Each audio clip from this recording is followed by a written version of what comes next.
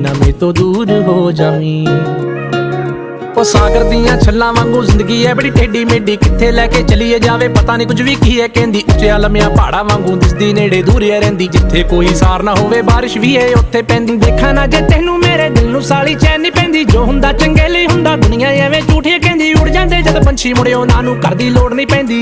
ना तू किते खो जावीं, ना तू किते खो जावीं, जिवें बदलां दे ओले होया चन्न, ना मैं तो ओले हो जावीं। तू गल मेरी मन, मेरा लगना नहीं जी लगना नहीं मन, ना मैं तो दूर हो जावीं, ना मैं तो दूर हो जावीं। ओ जिवें बदलां दे ओले होया चन्न, ना मैं तो ओले हो जावीं। तू गल मेरी मन, मेरा लगना नहीं जी मेरा लगना नहीं मन, ना